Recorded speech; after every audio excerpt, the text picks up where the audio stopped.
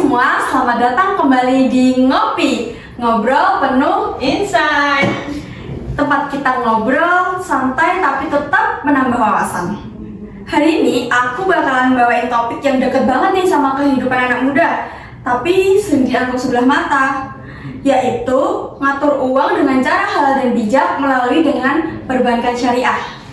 Nah, hari ini kita bakal kedatangan narasumber kece yang lagi mendalami bidang ini ya teman-teman. Sebelumnya kita sambut dulu Kak Mitsa.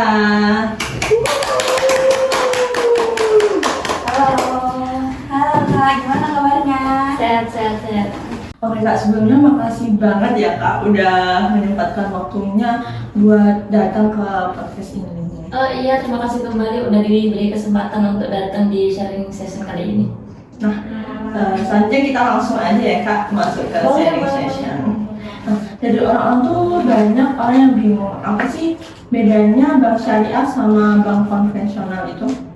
Oke, sebenarnya aku akan jelasin ya perbedaan dari bank konvensional sama bank syariah.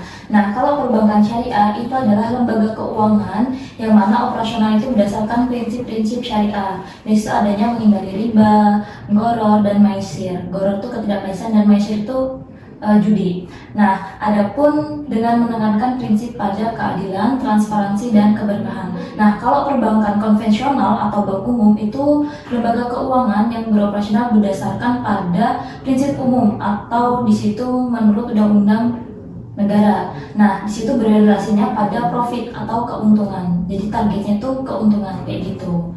Nah, terus kalau di perbankan itu, kalau di konven bunganya itu tetap. Nah, dari awal tuh udah ditetapin dulu. Nah, kalau di bank konvensional itu sifatnya fluktuatif, jadi kayak mengikuti. Nah, kalau di perbankan syariah itu nggak pakai bunga, tapi pakainya bagi hasil atau loss and sharing gitu. Jadi emang beda ya Kak antara bank konvensional sama bank syariah. Nah, tapi nih Kak, aku perhatiin di kalangan anak muda tuh kayak masih banyak yang ragu gitu sama bank syariah. Kayak ada yang bilang ribet, ada yang takut tetap riba. Nah, padahal justru syariah itu kan anti riba ya Kak ya? Iya. Nah, dari sudut pandang Kak Misa sendiri nih, sebagai mahasiswa hukum ekonomi syariah, kenapa sih dari kalangan anak muda tuh masih pada bingung sama perbankan syariah itu? Oke, next question. Sebenarnya perbankan syariah itu nggak seribet yang orang-orang bayangin gitu ya. Nah, adapun dari istilah-istilah Arab yang ada di perbankan syariah itu hanya istilah-istilah hukumnya saja, kayak mudharabah, murabahah, qad, ijarah, dan lain sebagainya itu kayak nama istilah hukumnya saja ya. Nah, terus kalau misalnya nih Kak, kan kalau bank konvensional tadi dapat keuntungan dari bunga. Iya. Nah, kalau bank syariah itu gimana dong cara dapat keuntungannya? Ya, kalau di perbankan tuh kan ada namanya prinsip menghimpun sama menyalurkan dana ya. Menghimpun tuh misalkan nih, kamu nabung di perbankan syariah itu namanya menghimpun dana. Nah, menyalurkannya lagi, misalnya nih, ada namanya di perbankan tuh banyak istilahnya itu produknya gitu, ada utang piutang, ada modal, dan lain investasi dan lain sebagainya.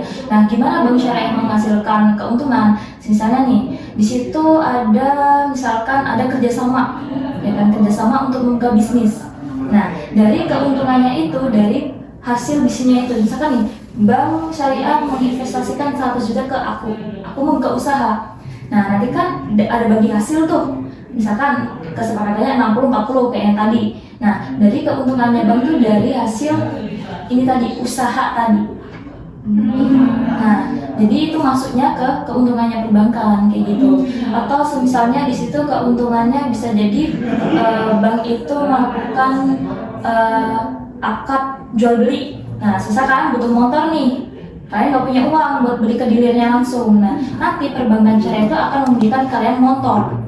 Nah, motor akan menjadi milik bank. Nah, nanti ada akad nih jual beli kepada konsumen. Nah, bank beli seharga 25 juta, ya kan? Kemudian dijual ke saya dengan harga 30 juta. Nah, karena akad jual belinya itu kan harga 25 ke 30. Nah, atas kesepakatannya, karena kalau namanya orang jual beli itu kan mengambil keuntungan nih. Nah, jadi keuntungan dari jual beli itulah bank bisa mendapatkan keuntungan.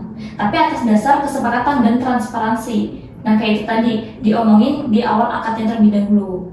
Nah, jadi seperti itu, tergantung akadnya itu apa, nanti bank akan bisa mendapatkan keuntungan kayak gitu. Jadi nggak dari bunga yang udah ditetapin di awal. Nah, paham nggak maksudnya? Iya, paham. Kayak gitu. Kenapa dikasihnya nggak berupa uang aja? Kenapa harus barang kayak motor? Bisa, itu salah satu contohnya aja. Oh, gitu. Kalau berupa uang bisa, kayak misalkan nih kamu di bank minta untuk membuka UMKM, katakanlah kayak gitu. Nah, bank akan memberiin modal ke kamu. Di situ ada namanya kerjasama. Jadi bank sebagai pemodal dan kamu sebagai pengelola. Nah, dari pengelolaan kalian akan mendapatkan keuntungan nih. Nah, dari kesepakatan berapa persentasenya, bank akan mendapatkan keuntungan dari usaha kamu itu. Jadi nggak harus berupa barang gitu, uang pun juga bisa. Oh gitu ya. Jadi memang sebenarnya tuh antara bank konvensional sama bank syariah itu jelas banget ya bedanya. Iya, Karena kalau bank syariah itu pasti lebih adil, jelas angkatnya ya. Terus habis itu juga dia emang berdasarkan syariah ya gitu. Aku mau nanya, tadi kan sempat disebutkan kalau ada akad di awal. Kalau misalnya akadnya berubah di tengah-tengah jalan gitu, kira-kira bisa nggak? Bisa, di perbankan syariah itu ada namanya akad IMBT atau ijarah muntahya bitamlik. Nah, jadi kayak gini, ijarah kan sewa menyewa nih. Misalkan nih, kamu di perbankan syariah minta nih, Pak saya nggak punya rumah, saya mau punya rumah, tapi nanti saya juga pengen itu jadi milik saya gitu kan. Nah, kalian datang ke perbankan syariah pakai namanya akad ijarah IMBT kayak gitu kan. Nah, nanti perbankan syariah itu akan mencarikan rumah sesuai yang kamu inginkan, tapi akadnya itu sewa menyewa. Jadi kamu per bulan tuh bayar nih ke bank, ya kan? Nah, nanti misalkan dalam periode 2 tahun, jadi per bulan kalian nih ngangsul nih ke bank syariah. Nah, nanti di akhir periode nanti akan ada perubahan akad. Nah, itu bisa akad hibah atau pakai jual beli. Nah, jadi di perbankan syariah itu nggak boleh pakai 2 akad ya. Yang awalnya kan tadi pakai akad ijarah nih, sewa menyewa. Nah, di akhir periode kalian pakai misalkan jual beli. Nah, nanti akan berubah. Jadinya akad sewa menyewa itu akan menjadi jual beli, yang jual belinya itu udah yang kalian angsur setiap bulannya itu. Jadi nanti rumah itu akan jadi milik kalian. Nah, kayak gitu. Jadi di perbankan tuh nggak cuma pakai satu akad tuh bisa, tapi itu tadi nggak boleh pakai double, tapi harus diselesaikan dulu nih. Tadi kan sewa menyewa periode habis menjadi jual beli atau hibah kayak gitu. Jadi bisa juga. Ada yang di perbankan tuh ada kan IMBT, ada yang IMB dan lain sebagainya itu banyak sih kalau di perbankan syariah. Oh, berarti Kak, kalau misalnya kayak gitu, bank syariah itu berarti keuntungannya tuh nggak tetap gitu ya, nggak kayak bank konvensional misalkan udah ditetapin bunga berapa persen kayak gitu, berarti nggak kayak gitu ya? Iya, kalau di perbankan syariah nggak tetap. Misalkan nih, kamu utang piutang di perbankan konven, persentasenya 5%. Entah kamu misalkan nggak punya duit, itu kalian tetap harus bayar. Misalkan usaha kalian tuh bangkrut atau enggak, kalian tetap harus bayar.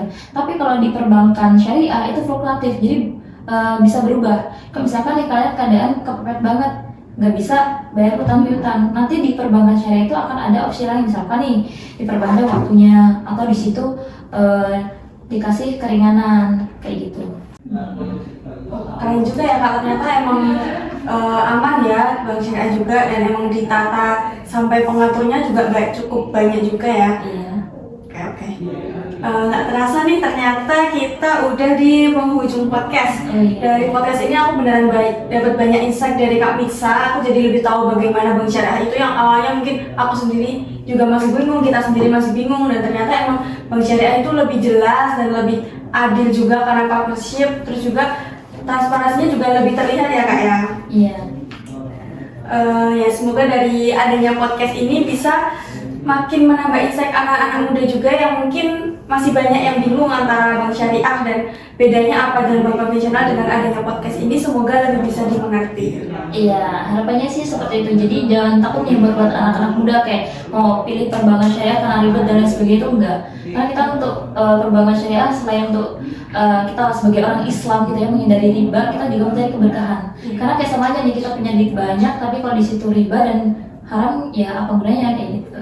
Makasih banyak ya Kak Mitsa udah bersedia buat sharing hari ini di Ngopi. Sama-sama. Dan makasih juga buat teman-teman yang udah mendengarkan sampai akhir. See you next time di Ngopi, Ngobrol penuh